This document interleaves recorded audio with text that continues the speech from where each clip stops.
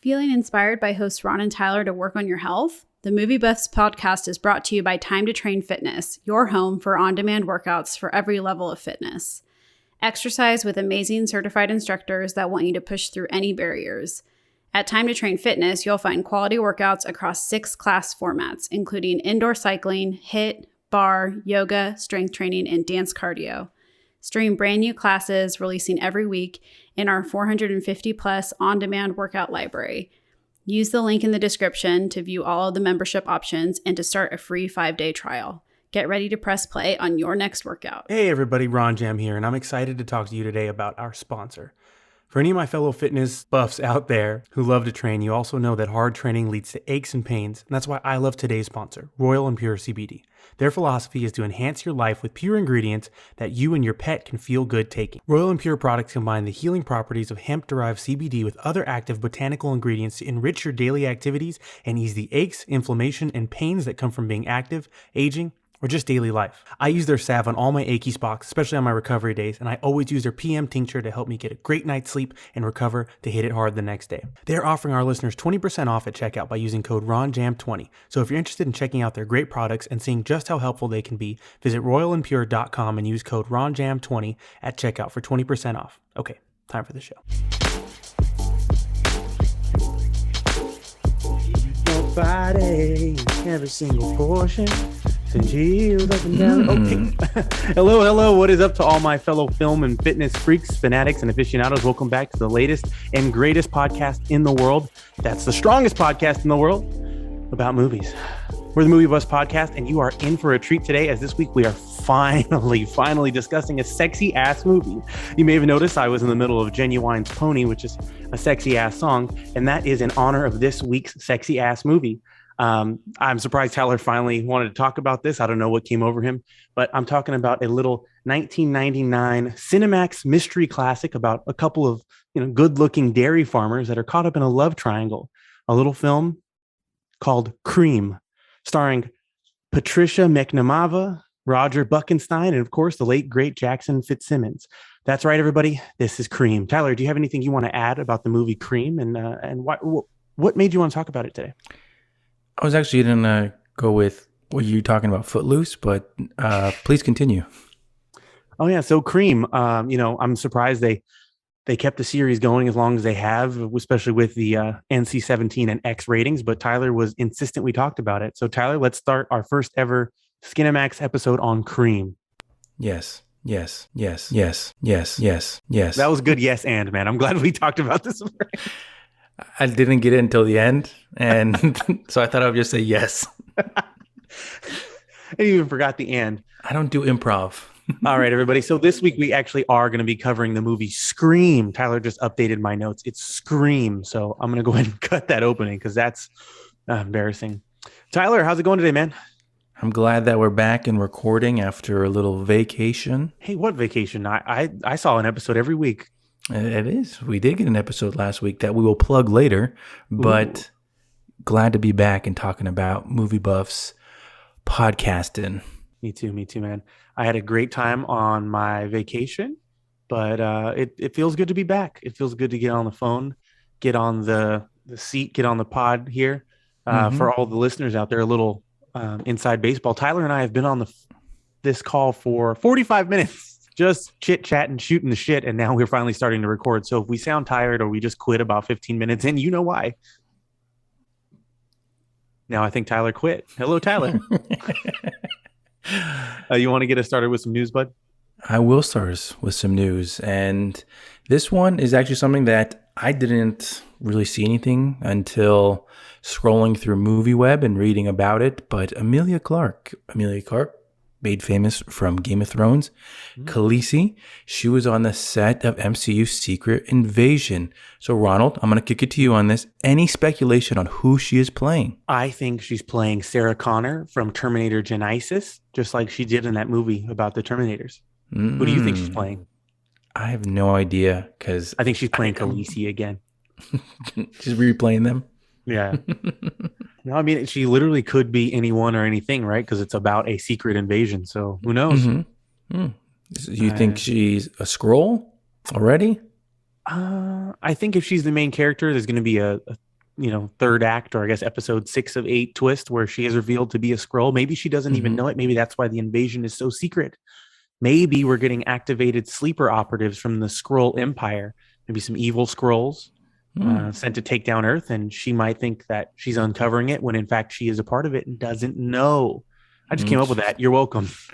I honestly would have believed you were going off of some random dark hole when you scroll on Instagram. Random dark hole tally. Now, wasn't that your nickname in high school? That was yours. But, whammy. When you go on these dark, really, I'll say, mystery tours of looking through Instagram, and you all of a sudden have some crazy theories, that's what I was going to go with. But interesting thought there. I'm going to move to the next piece here. Sounds good. With the next 2 Mission Impossibles being delayed to 2023 and 2024, we can add that to the list. That's already has Morbius, your favorite. And we're looking at the slot of movies coming up. And I was actually surprised that I feel like Batman has kind of doubled down. It's right around the corner. It's literally right around the corner. We were seeing more trailers, more promotions, and nothing has really, I'll say, budged with it. That with the release date coming, it's staying the same. Do you think that it'll move with any of the stuff that's happening right now? First, I want to say I'm kind of befuddled as to why they moved Mission Impossible. Maybe there's some production stuff we don't know about. I know there was that video of Tom Cruise screaming at everybody, but it's not like this time last year where, was it last year where Tenet kind of didn't do well? Spider-Man, I'll just jump to my news. Spider-Man No Way Home is now the 6th highest grossing film of all time. And that just came out. So it's weird to see this giant success and go, you know what we should do? Push our movie back a year. Yeah. So I wonder what's going on there. But to finally answer your question, I don't think they're gonna push back Batman. Like you said, it's just around the corner. But I guess they did move Morbius like a day before it came out. But Morbius. People are aware Batman's coming out, which I can't confidently say the same about Morbius. And the one trailer I was going to talk about was there's a clip from the Batman of a funeral scene with Bruce Wayne, kind of that's in all the trailers. It looks phenomenal. So I think they're putting out this promotional, they're kind of ramping it up. I think WB is really confident in it, and I think they have plans as far as expanding this universe. I know they have the TV shows, and Pattinson's talked about he's been in talks for a 3-movie arc where Batman's going to go. So I think WB's like, you know what, F it. We're going to keep rolling. Like Suicide Squad came out and was beloved, but maybe didn't do well. So like, if we have a plan, we're going to stick to it. And I hope they keep that ethos going forward, because they maybe haven't done that in the past. Yeah. I was actually surprised with that clip. I didn't think they were going to put out, it was like, what, a 5-minute clip?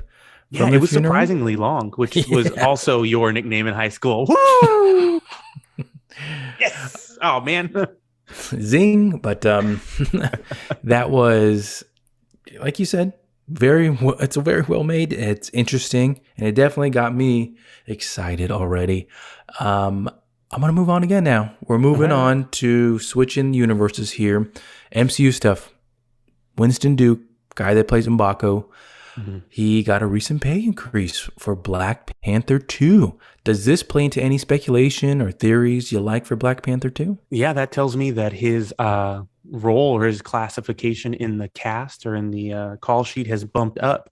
I know there's been talks of problems with Letitia Wright, due to some vaccination stances, or maybe I think she was refusing to get vaccinated, and that's part of the policy there at Marvel and Disney.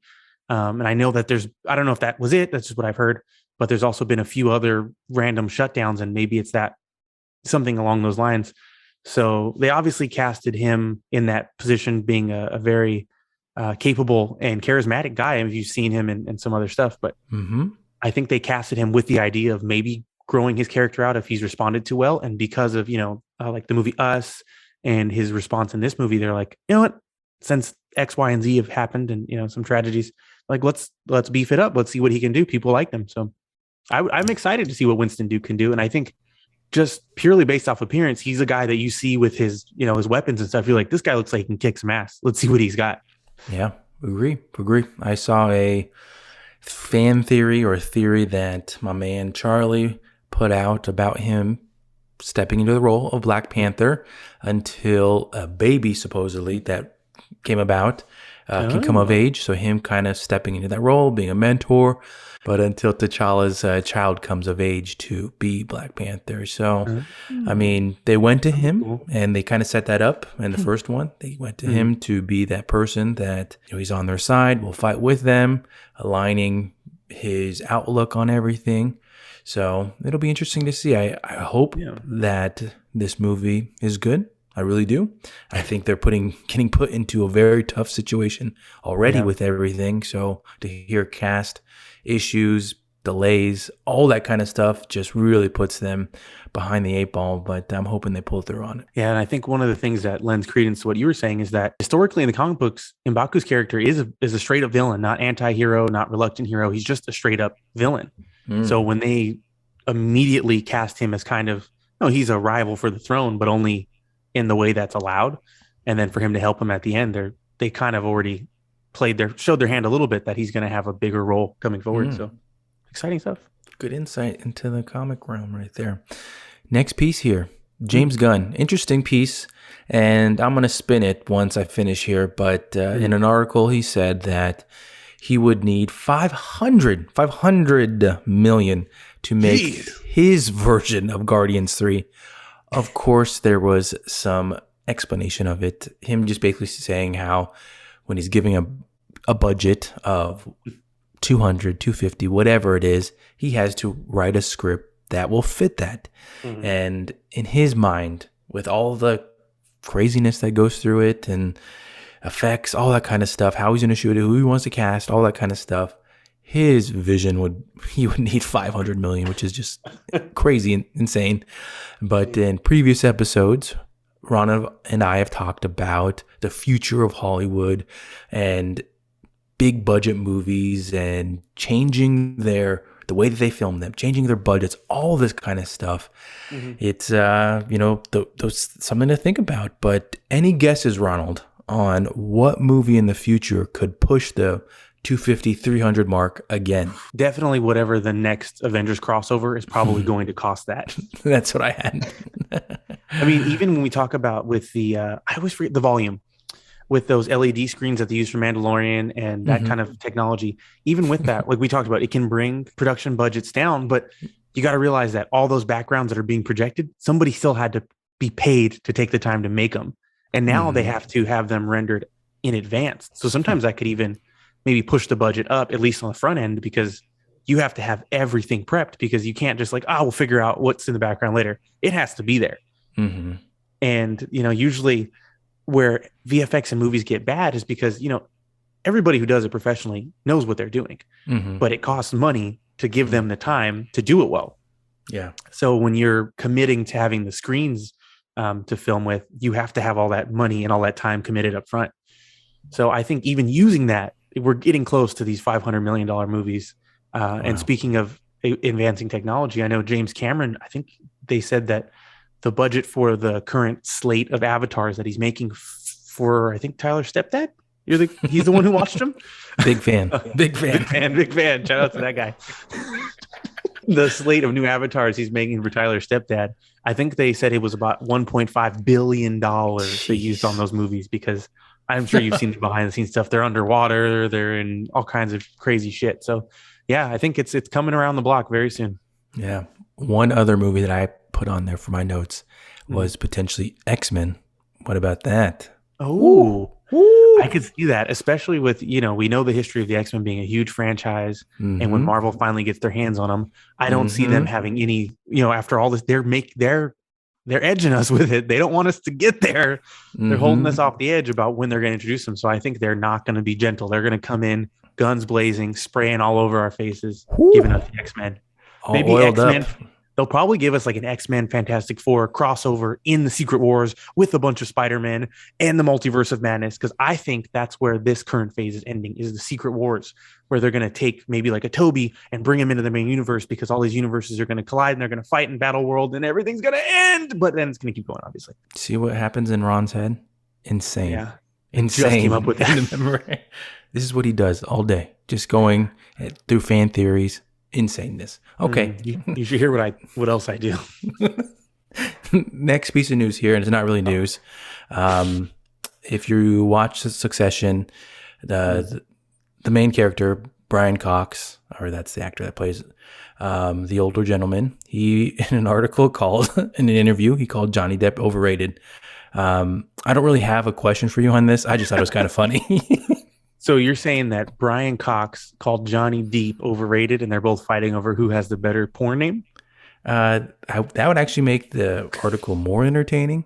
He just basically called him overrated, and how he passed on playing.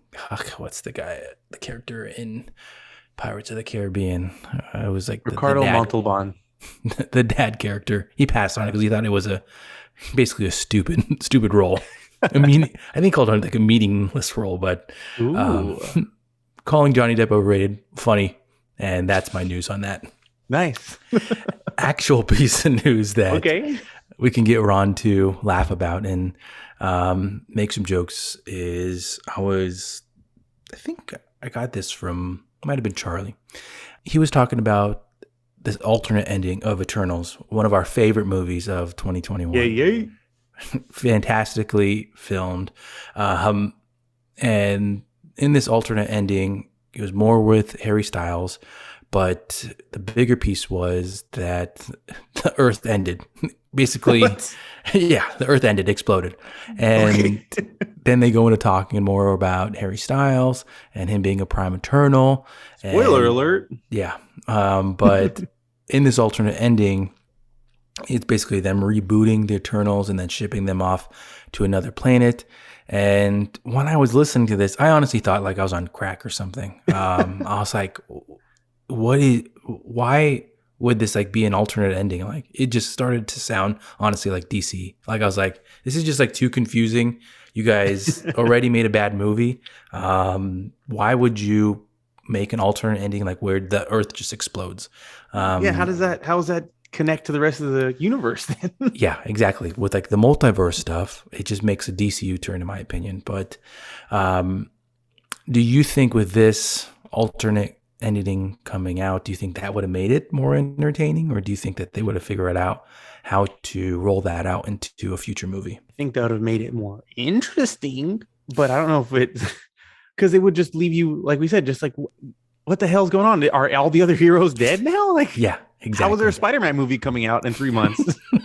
And then I think that would lend credence to my, I said that too many times. That would then kind of connect to my battle world theory, where maybe the thing we saw, it might actually, if maybe we saw that and we're like, what the hell? And it turns out these Eternals are also from a different universe and they all meet in battle world. That would be the only interesting way. But then we'd have to wait like 3 years to find out that happened. And we would just be like, why the hell is there still an Earth in Hawkeye, in Spider-Man, in X, Y, and Z? So I don't know, man. I don't know. I hope they address that there's just a big old hand coming out of like Antarctica or wherever. I got to laugh that I already saw something. It was like a ranking of MCU movies, and Eternals, I think, was the last one. Or no, Thor: The Dark World, and then Eternals.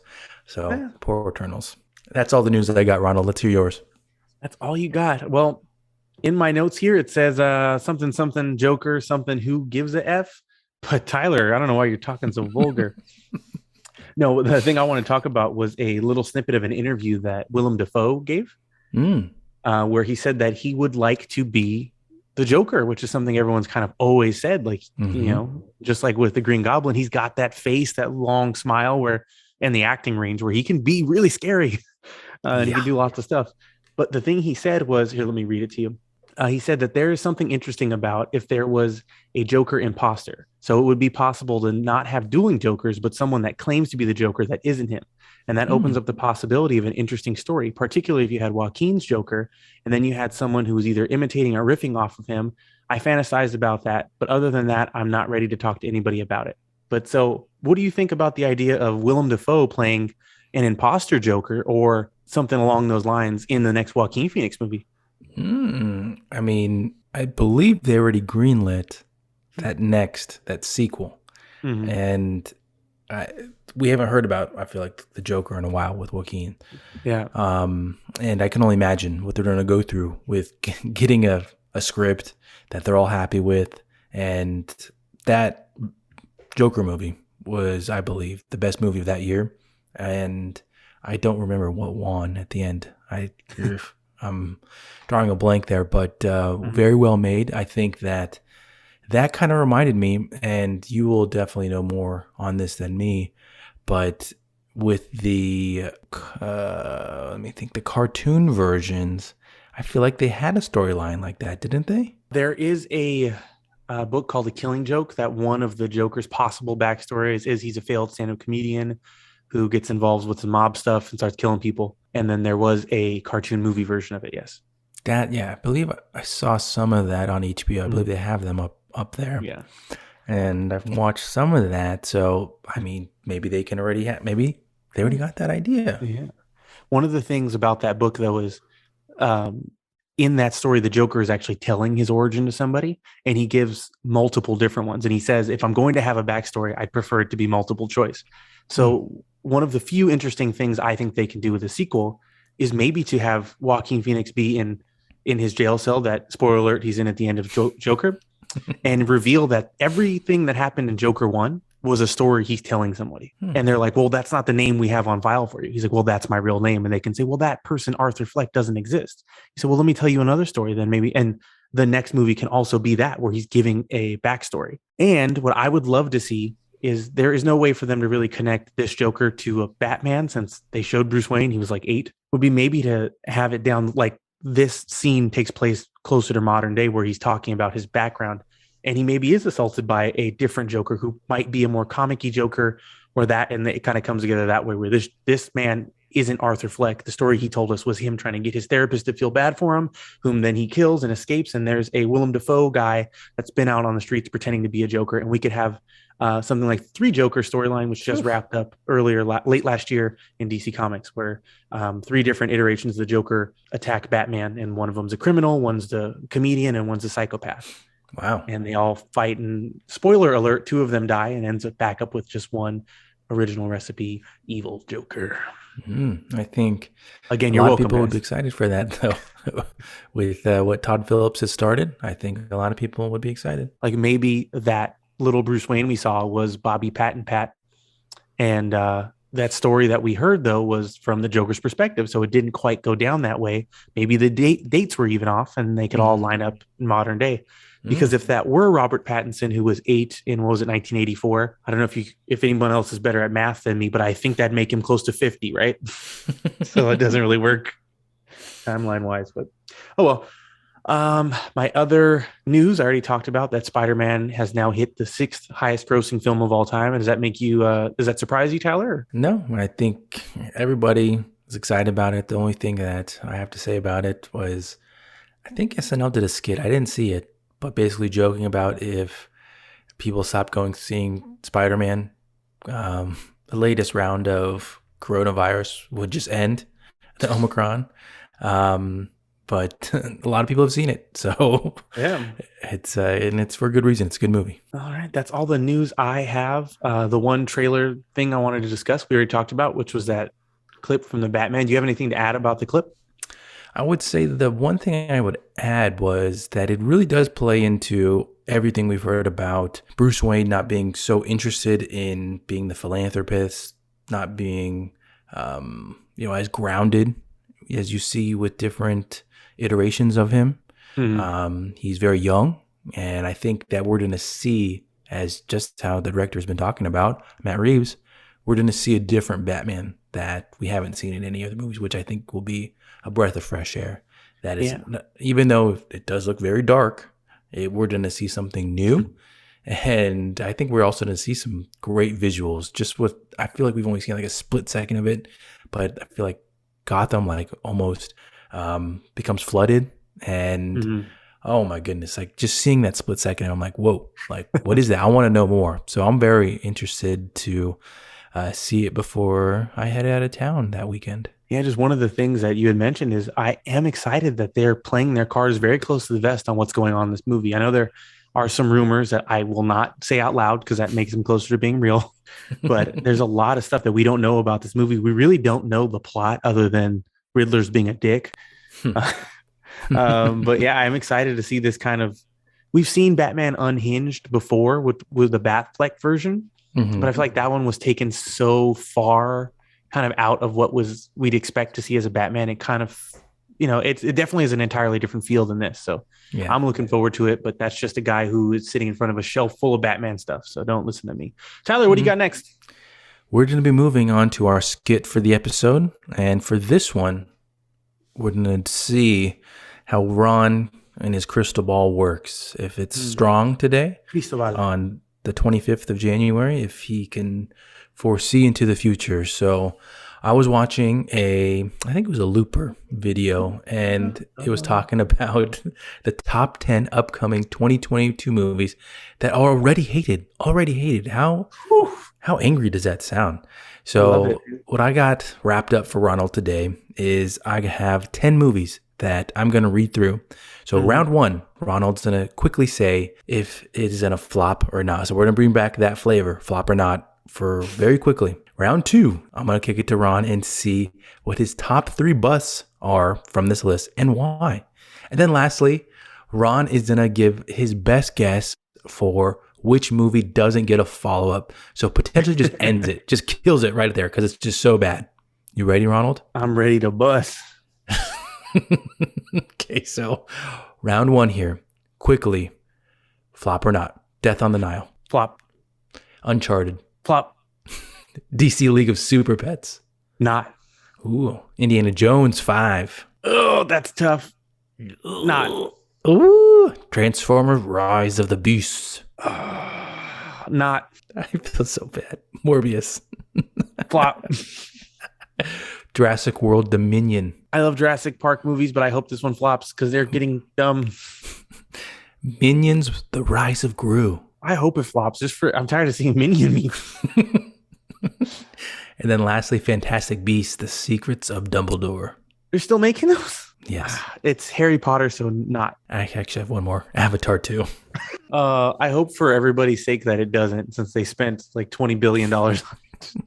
When they could have just helped with world hunger, but no biggie. Exactly. Okay, round two of this list, and let me know if you want to read them back. But which 3 are gonna be the top busts and why? I would say Morbius because of all the reasons we talked about before. Just with Sony kind of trying to skip ahead, but with the theory we talked about, I won't talk about it here because it's a spoiler. But the theory we had with the universe expanding off of Morbius, I think it's impossible for it to kill its series, I don't think because we've seen in the trailers that it's probably connected to Venom. So with that going, there's no way they're going to let it die after they they ended up letting the Amazing Spider-Man universe kind of fall apart. I don't think there's any way that even Morbius, even if people took money from the theaters instead of paying to go see Morbius, I think Sony would keep the series going. Okay, so and then I 3 forgot then. the other ones. Okay, Death on the Nile, Uncharted, the League of Super Pets, Indy 5, Transformers, Jurassic World, Minions, Fantastic Beasts, and Avatar 2. What 3 are going to be busts, actual busts, in the box office? It depends on word of mouth, but I think Indy 5 has a chance to bust because I know they're spending a lot of money on it. And the one before that was kind of universally panned, especially from big fans. And that's who you're looking for this because it's such a beloved franchise. Because the one before was a letdown for them. If this one gets bad word of mouth, I think it could very easily end up busting all over the place. Busting all over the place. But hey, James Mangold at the helm. But I know. We know he does good movies, but Spielberg not there. Okay, give me one more. I think Death on the Nile has a chance to bust, even though I really liked the first one. I'm very excited to see this. I think. What's that? You like the first one? Dude, I love murder mysteries. That's why I was so excited to talk about Cream. Okay. I really like the first one. Hercule Poirot. I don't know how to say his last name. Cut that. I love the first one. I love a good murder mystery. But I think with Armie Hammer being kind of front and center in the initial marketing and all the stuff that's gone on with him, and we discussed before the alleged, problems that Letitia Wright may be causing for Marvel. I think there's just in a big ensemble like this, it's easy for one or two people's reputation to maybe sour between production and release. That could definitely change the way this movie is received. And that being said, murder mysteries aren't exactly doing gangbusters at the theater. The first one, as far as I know, didn't do an incredible amount of money. It was well received, but so I don't think there's ever even a shot for this to make, $500-600 million. So adding to that some of the controversies with the cast, I think there's a good chance that this might end up flopping. Yeah, I can say that. Agree with Armie Hammer. That was actually why I thought it was going to be a bust. And so last round here, round 3, which one of these 10 potentially doesn't get a sequel or just ends the series? Okay, see, I messed up there. I answered that about Mobius. There's no way that Avatar is not getting a sequel because they filmed them already. Maybe they just don't release them. And the people get all crazy and want release the James the Cameron camera cut. Yeah, release them. Oh my! Could you imagine that? They're like, I know you spent $1 billion on this, but we're just going to keep it. We're not putting it out. I think the people that would cry out for it don't use Twitter or like social media, so nobody would know. Are you saying it's the boomers? They would just put signs on their front lawn. Release the Cameron cut. It's what I would do if Avatar 2 was a bust. I would say I'm not releasing 3 or 4 or 5, but if you want to see it, it's $150 and it's an NFT. It's like a $100,000 NFT, but there's like 100 of them. So you end up making like $10 billion off just not putting them out. He makes his own subscription service. Can you imagine? He's got Avatar coin. That'd be wild, dude. We talked about Death on the Nile, probably not getting a sequel. I don't think Indy 5 is going to get a sequel, at least not a direct sequel, because Harrison Ford is in his late 70s. I don't know how much longer he wants. He's going to be freaking 80. Yeah, at 80 years old, I don't know how much longer he wants to do this. I don't think he ever wanted to do any of it. If you ask him, he's just like, I'm a movie star. But I think it'll if it gets a sequel, it's going to be like a spinoff. I don't think it's getting a direct sequel. Give me another couple names. I'll tell you what I think about him. I'm really surprised you didn't say anything about Uncharted. Uncharted, see, that one is so up in the air for me because I know people love the video game franchise. People love Halo. People love Halo, but the show starts this weekend, doesn't it? I don't know. I believe it does. It starts on Paramount Plus this weekend. But yeah, people love the video game franchise. Tom Holland is literally the hottest star in the world right now as far as revenue generating. So for him to come off that for another movie a couple months later, I think people probably want to see more of him. Mac Wowbag, people love, ? So I think that can swing one of two ways. Again, that one kind of depends again on word of mouth. If it's any good, I think people are going to flood to it because like, oh, it's a fun action movie or I love the video game. So that's why I'm not confident saying one way or the other on that one. Okay. I'm going to say Minions, The Rise of Gru, just because how long it was bumped. Maybe they bumped it because... It's so good. They bumped it 2 years because they wanted to get a return on it. Okay, I was like, they did another one? Okay, this is the same one. Yeah, so it was supposed to be released in 2020, but it's being released now, 2 years later. And I think they just it probably had a much smaller budget than bigger releases are used to. And they say, oh, I think we can make this money back. Let's just hold it. Let's just hold off. And that's going to be the reason why they don't have another one. Because they just don't think it's going to do well. That's fair. That's fair. What else we got? Any other movies we're going to talk about? That is it for our top 10 upcoming 2022 movies that are already hated to see what Ron thinks about them. And this is going to be a time to actually plug our newest episode in Back Day. So if you haven't had a chance yet, head to the description. You're going to see a link to Back Day episode 1. Ron goes over his favorite movie, one of my least favorite movies, but check it out. It's quick. So with Back Day, there's none of this bullshit. There's none of the news that Ron and I just make up stuff. Maybe it's news, maybe it's not news, but Ron gives an honest review of a movie, or myself will give a review, just going through it, something to hopefully give you something to look forward for the weekend. You want an idea of something to watch, you're going to go into go Netflix and chill, whatever it is. Check it out. Ron goes through Eternal Sunshine of the Spotless Mind. I'm happy that I actually said it correctly, and that was probably why I was rambling there. But check the link in the description. Yeah, everybody, hope you like it. It's just me, solo dolo, no LT Gray. So we get in, get out, and get it done. Yes. Tyler, we're warmed up, bud. Do you want to get to our main set? We are. Moving on to our main set here. Ron is going to talk about Scream because I did not see it. And so... What a better way to review a movie than by not seeing it. I did not see it. And you'll just have to stay tuned for our WTF moment. Well, I will explain why I haven't seen it. All right. Well, we're not talking about Cream, which may or may not be a movie I invented for the joke at the beginning of the episode. We're talking about Scream, otherwise known as Scream 5.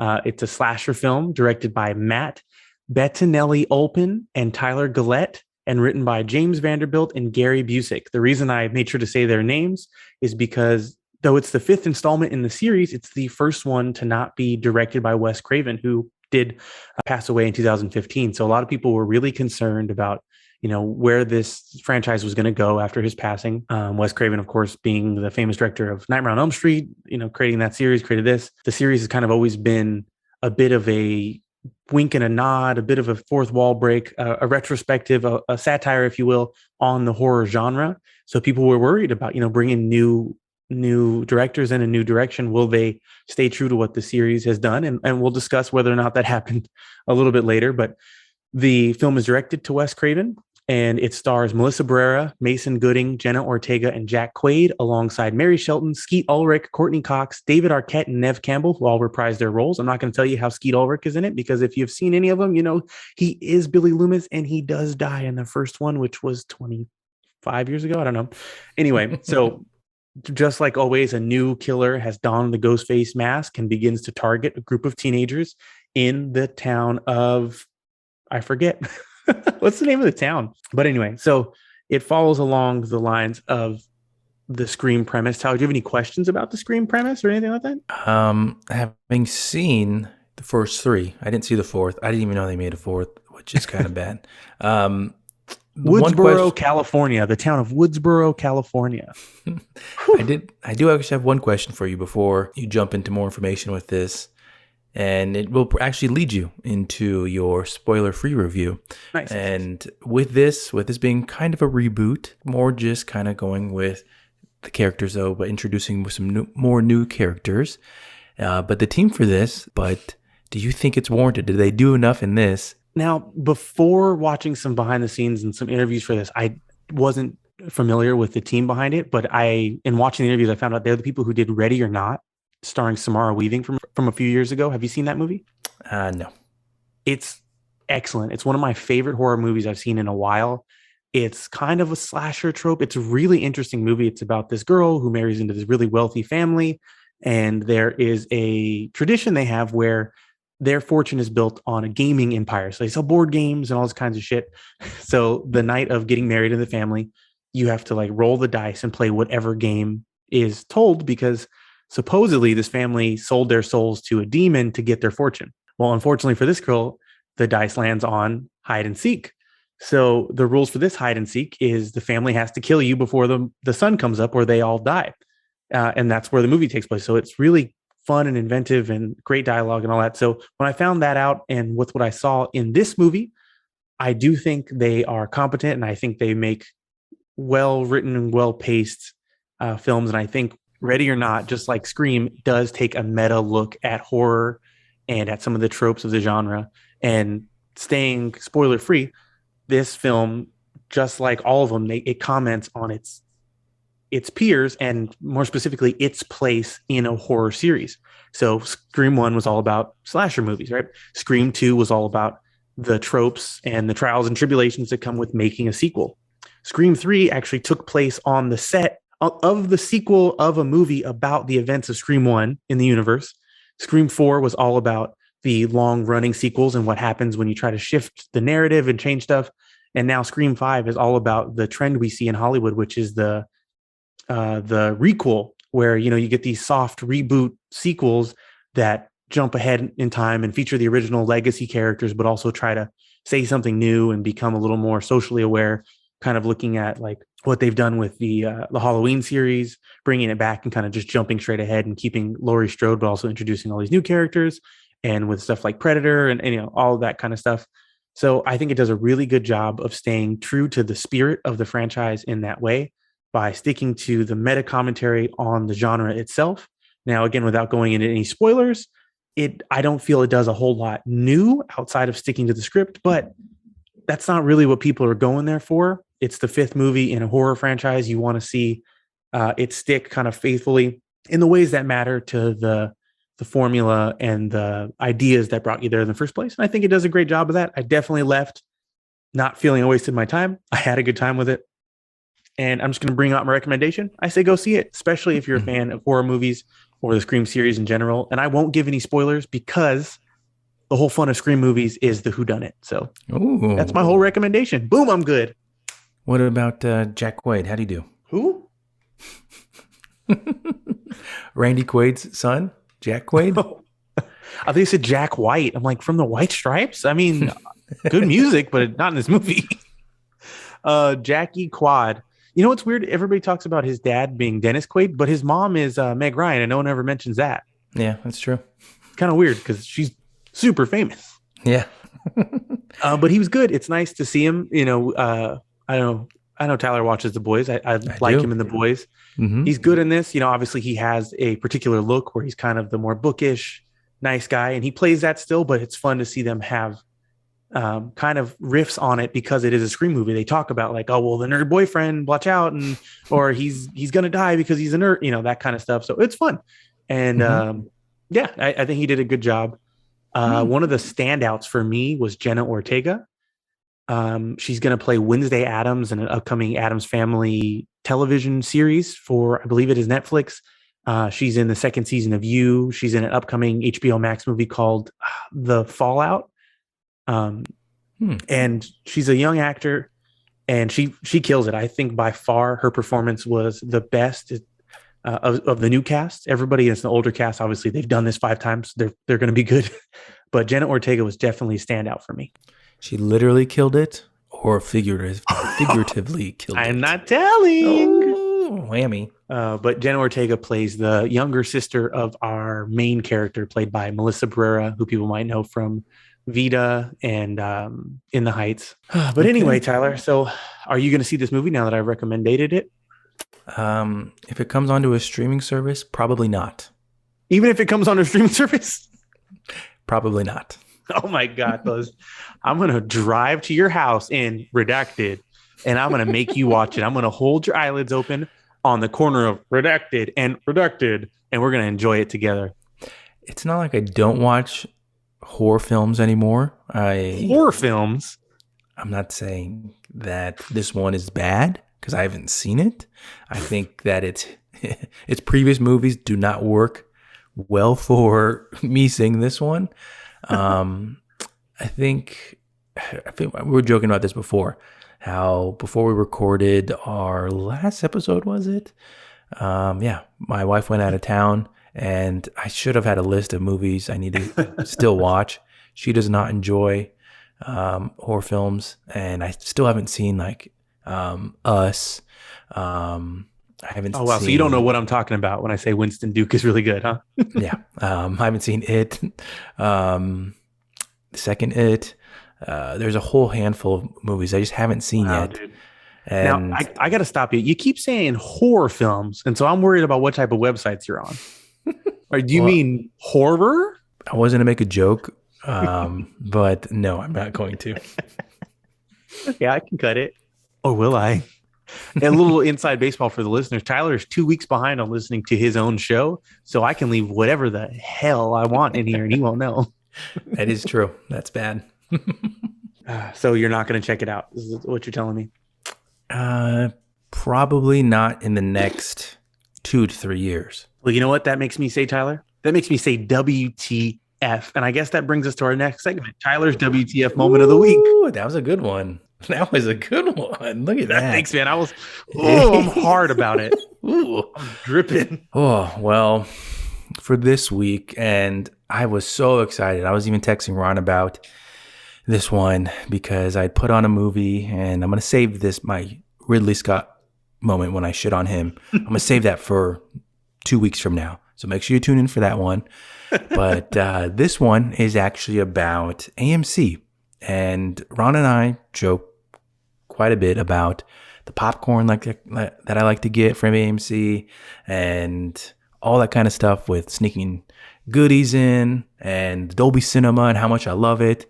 And they really let me down last week. I canceled my AMC A-List pass. And it was not so much because of what's going on right now with the pandemic, but more because I just haven't seen anything, and I don't think there's anything coming out that I'm like, okay, I need to go see that.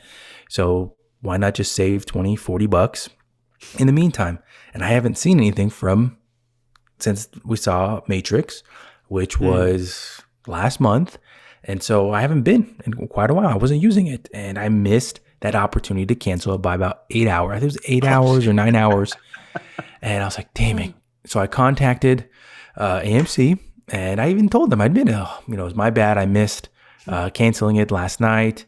And with other corporations, they're usually like, yeah, no problem. We'll just refund you. No biggie. I'm sorry, but we'll also have to cancel your account so you can't go see anything.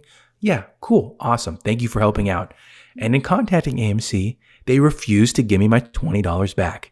They said that they don't do A-list refunds. Are you kidding me? Might need it, dude.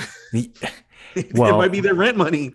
They will, when the time comes, because customer service these days is the key. It's not like there's other options. Literally, any major city, you can go and see a movie in. They have all these other like smaller theaters popping up too. So customer service is more important than anything at a time like now, especially when we came back to AMC after but during the pandemic. We're like, oh, look, there's some movies we want to see. And there was a time where movies is not as popular in certain parts of the country. And we went back to AMC. We signed back up for our AMC A-List Pass. And we started going almost every single week. And we decided with AMC, despite there being closer movie theaters, because we always like them. And we like the popcorn. We like Dolby Cinema. And the fact that they won't refund me my stupid $20 because they don't do that stuff. And they made sure to throw in, our theaters follow the state guidelines. I'm not saying anything about state guidelines or anything. I'm not seeing any movies right now. So refund me my damn money. And so I'm going to make sure that when I cancel my wife's A-list account, that I'm going to put in there that you did not refund my husband's $20 damn. And when the time comes, when they go bankrupt, I'm going to point to this on Twitter and say, hey, graves. Do you remember this? I asked for my refund and I did not come back when we wanted to come back to the movies because of that. Great job, AMC. Keep up with your great service, assholes. You know what you need to do? Check your account, see how many points you have. Go there, get all the free snacks you have on your points, eat them, and then go in for one movie and just stay all day and get free refills on your sodas and just really deplete them. And then maybe make a mess in the toilet. An absolute paint job. So just go to the soda machine and just hold the soda button down. And just dude. All over the floor, even though it's already sticky because they don't clean it up because they're idiots. Just keep refilling, keep seeing free movies all day. Get your money's worth, get your revenge. And like I said, go into that bathroom and show them who's boss. I didn't even include that in and when contacting them, and I joked about this with Ron, with the other people that listen to this podcast, that I honestly thought I was going to own AMC.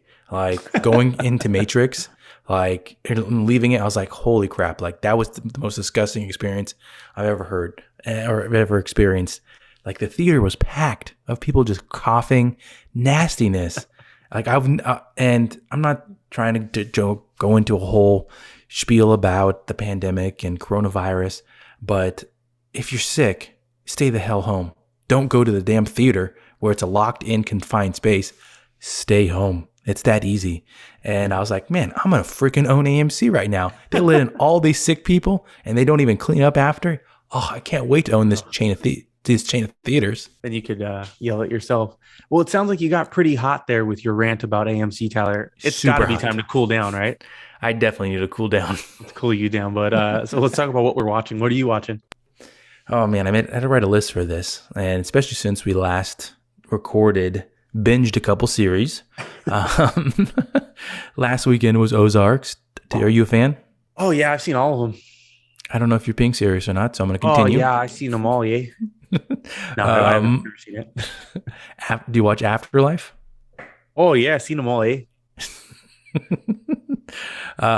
Great series. I think it's really underrated. Afterlife on Netflix. Ricky Gervais, if you're a fan of his, kind of a dark comedy. It deals with darker tones with he's a widow and it's very dark comedy, but check it out. But Gemstones, Boba Fett, Euphoria, Peacemaker, and I know that that's one that you and I would probably chit chat about, Peacemaker. But what about you?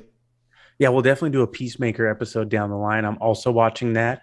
The last big event thing I watched was over the weekend was UFC 270, the unification bout for the World Heavyweight Championship of the world. I said world twice. Dude, Tyler, did you watch this? Was this WWE? It was the UFC, bud. Yeah, can't say. UFC 270. Surreal Nope. Gunn fought Francis Ngannou. And man, people expected a barn burner, a first round knockout, or a submission maybe by Gunn. But Francis Ngannou really stepped it up. He really evolved. He showed a new facet to his game. And as a man who's 6'5" and cuts weight to stay under 265-pound weight limit, to be throwing takedowns and have that wrestling endurance in the fifth round was really something incredible. And now Ngannou has bet on himself to be able to take his title and parlay it into possibly a boxing match with Tyson Fury, the lineal heavyweight champion of the world in boxing. Now, Francis Ngannou is the first fighter to ever go into a championship fight without a contract with the UFC, which put him in a really bad spot. If he were to lose, he was able to pull out the win, and now he is on the verge of making this incredible, life-changing money with this possible Tyson Fury fight that he plans on taking back to his home country of Cameroon and developing infrastructure to help other people like him get out of hard circumstances. And it was really fun to watch. I know Tyler was super interested in that. Tyler, you love UFC, don't you? I didn't even know what you were talking about. I honestly thought you were talking like in a different language. Anyway, the other things I'm watching is I'm rewatching every day, as I always do, skits from I Think You Should Leave by Tim Robinson. It's hilarious. Tyler, you would hate it.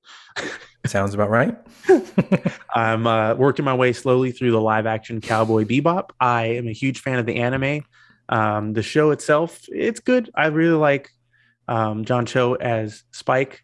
It leaves some things to be desired. It definitely Americanizes the pace and the tone a little bit and gets rid of some of the patience of it, but it's a fun show. I'm also watching Peacemaker, like I said, Too Hot to Handle. I watched 4 episodes last night. Season 3 is, I'm fanning myself right now, it is too hot to handle. I actually know what that is, so continue. It's Netflix dating show. It's kind of funny. It's people go there thinking it's kind of like a swinger island, like a sexy show, and after the first day of getting to know each other under the auspices of going there to hook up, they're informed that they're not allowed any sexual contact of any kind. They can't even jazzercise themselves off, and then they are forced to kind of get to know each other. So it's almost like a self-help retreat, but with sexy, sweaty singles. So it's not too hot to handle. It's literally oh no, these singles quite the opposite. All right, a little bit of a spoiler for this dumb reality show. One couple, so it's like $3,000 like for a kiss. You know, like you lose money by doing stuff because there's a pot that the people can win at the end of the series. Mm-hmm. One couple broke the rules so often they lost over $100,000 of the communal pot in 2 days. Hell yeah. Because they were just sucking and fucking and going to town and they're kissing and missing and playing around. The other thing I have to recommend that I currently am watching, or I watched last week, is Tick, Tick, Boom. Have you heard of this movie? It's starring Andrew Garfield. I have heard of it. I've seen the promos on Netflix. Yeah, it's interesting because I think Tyler is in the same boat where I'm not a huge musical theater fan. And I find musicals, they're usually a little cringy, a little corny. And this has a bit of that, but it's like, it's about the guy who wrote Rent, and it's a musical he actually wrote about his life. That was the musical he put out before Rent, and it's turned into this narrative piece. It's directed by Lin-Manuel Miranda, and some of like the corniness is kind of offset because it's supposed to be a musical theater piece within a movie. So it's like, okay, I don't have to take it as serious. Where they kind of just tend to scream what they're feeling in the songs. But I by the end, I was really enthralled in it. It was moving. Andrew Garfield learned how to sing and play piano for it. That guy is crushing it. But I found it deeply, like it was really moving and entertaining. If anybody doesn't know what Rent is about, he wrote it about a bunch of his friends it was during the AIDS epidemic, and a lot of his friends were dying. So he wrote this musical kind of in honor of them.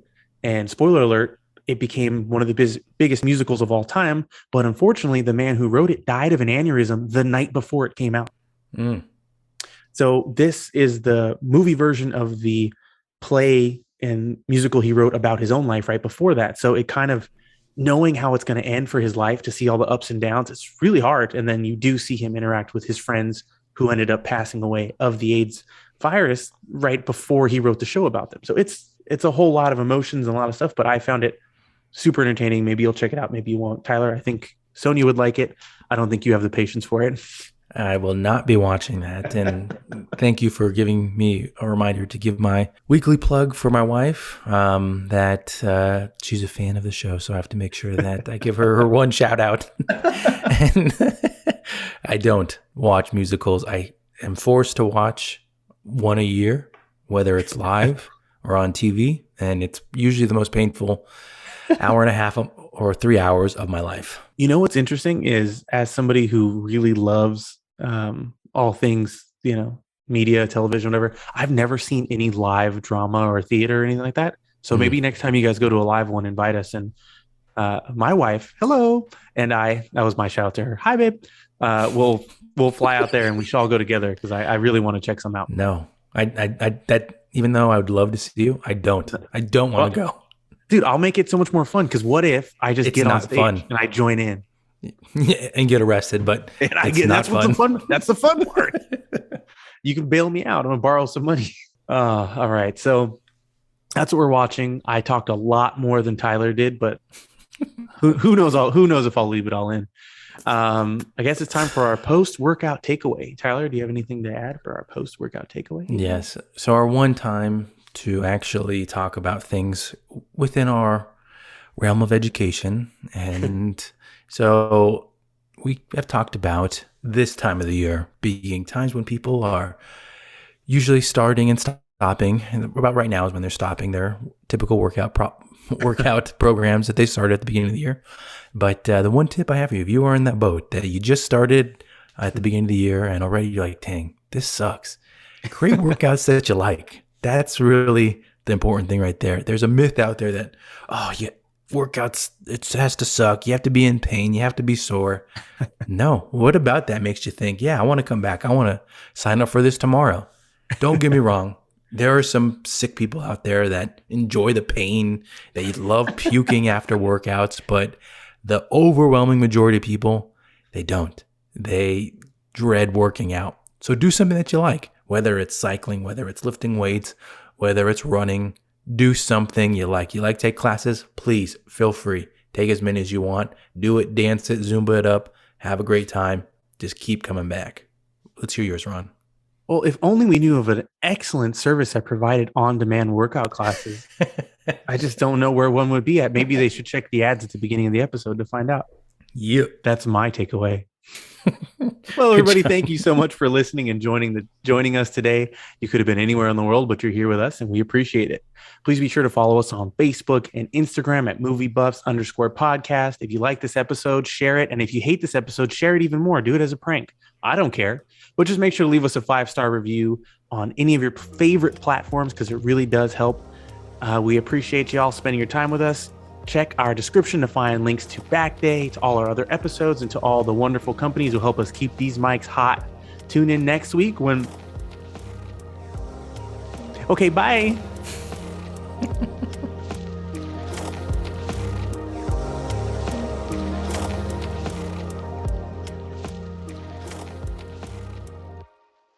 Feeling inspired by hosts Ron and Tyler to work on your health? The MovieBuffs podcast is brought to you by Time to Train Fitness. Use the link in the description to view all of the membership options and to start a free 5-day trial. Get ready to press play on your next workout.